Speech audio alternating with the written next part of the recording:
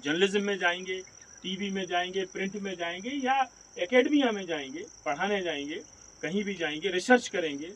तो ये घटनाएं अभी बहुत लंबा समय है और बहुत भारत के लिए बहुत कठिन समय है, भारत के लिए बहुत ज़्यादा कठिन समय है।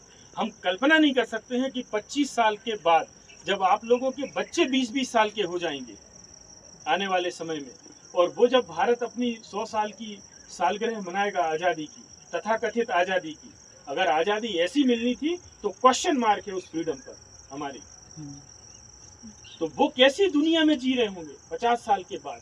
क्योंकि माफ़ करना, अगर आप मैंने कहा कि इस आइडियोलॉजिकल टेंडेंसी को, टेरर की आप फॉलो करेंगे और उसकी जरा डिज़ाइन में जाएंगे, ये क्या डिज़ाइन है लोगों का, ये कौन सा डिज़ाइन ऐसे लोग बनाता है। कोई तो मास्टर प्लान होगा इनका, कहीं पेपर पे कुछ चीज़ें होंगी इनकी जिसको ये फॉलो करते हैं। तो जरा उसको पढ़ोगे तो आप ये पाओगे कि ये अकेला एक पहलगाम की घटना नहीं है, ये पहलगाम पूरे भारत में भरे पड़े हैं। क्योंकि ये आइडियोलॉजी की बात है और वो किसी की भी हो सकती है, वो कहीं भी हो सकते हैं। आप किसी भी मॉल में हैं, कहीं भी पब्लिक प्लेस पे हैं, रेलवे स्टेशन पे हैं, एयरपोर्ट पे हैं, ये कहीं भी कुछ भी घटना घट सकती है। आप हर एक नागरिक के पीछे एक सुरक्षा बल नहीं चल सकता किसी भी देश में। तो ये हम सबको इस नज़रिए से भी इन चीज़ों को देखने का एक मौका दिया है। पहलगाम में जो कुछ हुआ है, उन्होंने ये मौका दिया है कि हमको पहचानो हम हैं कौन और हमारी आइडियोलॉजी क्या है, और वो कहाँ से हमारी गंगोत्री है, वो विचार कहाँ से आता है जहाँ से हम जैसे लोग बनते हैं, जो हम कहीं भी भीड़ के रूप में निकल के सब कुछ जला सकते हैं, हम शहरों के शहर तबाह कर सकते हैं, हम किसी के भी गले रेत सकते हैं। कोई दुकानदार बैठा हुआ काम कर रहा है और जाके हम वहाँ उसका सर कलम कर सकते हैं, हम गोली मार सकते हैं पूछकर आपसे कि आप किस धर्म के मानने वाले हैं। तो ये लोग, ये ऐसी जो वहशी लोग हैं, ये कौन बनाता है इनको? क्योंकि ये मानिए हम सब विचार के क्षेत्र में काम करने वाले लोग हैं, हम जैसे भी हैं आज, हर एक हम जैसे भी हैं, हम अपने अतीत का परिचय देते हैं। हम कुछ भी सड़क पर अगर ऐसे निकल रहे हैं और हम कुछ भी ऐसा काम कर रहे हैं जो हमें नहीं करना चाहिए, तो हम अपने माता पिता का परिचय दे रहे हैं वहाँ पे कि यार ये कैसे फैमिली से आया हुआ है, कैसा काम कर रहा है ये। तो जो लोग ऐसा काम कर रहे हैं, ये अपनी फैमिली, अपनी पूरी क्लेन, अपनी पूरी आइडियोलॉजी, जिसको भी ये फॉलो करते हैं, ये उस पर सवाल खड़े कर रहे हैं। ये अपील कर रहे हैं कि हमारी आइडियोलॉजी को पढ़ो, जिसको हम अंतिम सत्य मान के चल रहे हैं। ये अंतिम सत्य है, इसके बाद कोई सच आने वाला नहीं है। ऐसी आइडियोलॉजी को अगर हम मान के चल रहे हैं तो बाकी जो लोग हैं वो एक शिकार हैं। ये मान के चलिए कि हम सब एक शिकार हैं। किसी को कहीं भी कोई ये एक पहलगाम हो सकता है, कहीं भी कोई पुलवामा हो सकता है, ठीक है। तो हम अगर एक शिकार हैं तो शिकार को ये पढ़ने का, ये जानने का तो अधिकार है कि वो अपने शिकारी का परिचय करे।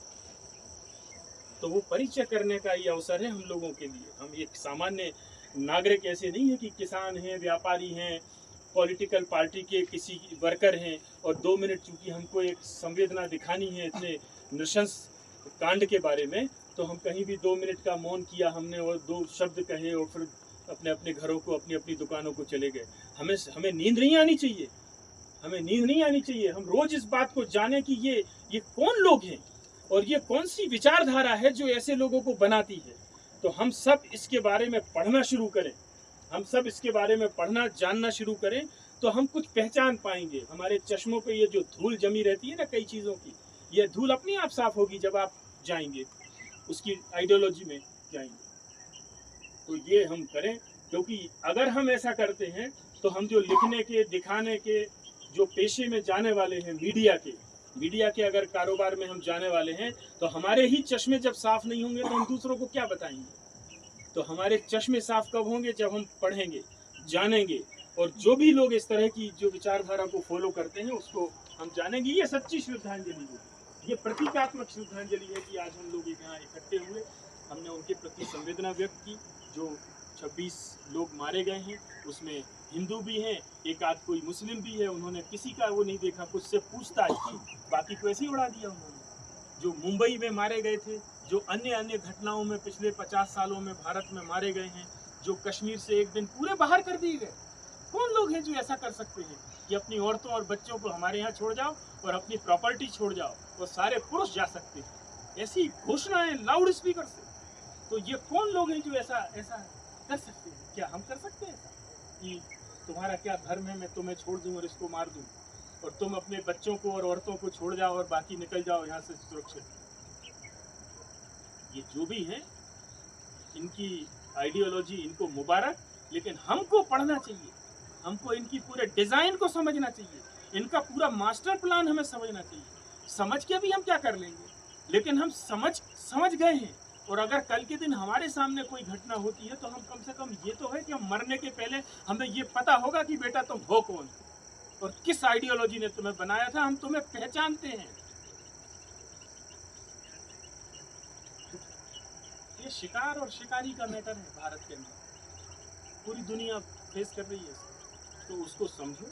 और दुनिया में कोई कहीं भी ऐसे वहशी लोगों के हाथों शिकार होता है, वो हम में से ही कोई एक है, कल के दिन हम भी उनमें से एक हो सकते हैं। इस विचार से, इस सोच के साथ में इस घटना से अपने आप को एसोसिएट करो, और अपना जितना भी समय पढ़ाई लिखाई से बचे तो कुछ टेक्स्ट पढ़ना शुरू करो, कुछ पढ़ना शुरू करो। तुम तहमीना दुर्रानी की मेरे आका पढ़ो, माय फ्यूडल लॉर्ड, ये पढ़ो। आप तस्लीमा नसरीन के टेक्स्ट को पढ़ो।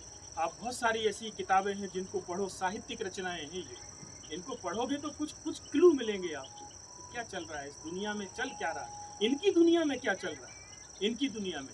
आप नादिया मुराद की द लास्ट गर्ल पढ़ो, वो सबसे पहले पढ़ो। नादिया मुराद नाम की एक लड़की है ना, जो ISIS ने इसको मोसूल में इसके पूरे गांव की लड़कियों को कैप्चर करके ले गए थे 2014 में, और ये बाद में छूट कर निकली और जर्मनी गई, और लौट के उसने अपनी महीनों की उस यातना को, जिसमें ये कई बार बिकी चौराहों पर, अभी इसी 21वीं सदी में मोसूल में, और ये जर्मनी गई और वहाँ यूनाइटेड नेशन पहुंची और उसने अपनी पूरी आपबीती सुनाई, और वो द लास्ट गर्ल के नाम से हिंदी में ट्रांसलेट होकर अभी 2 साल पहले आई।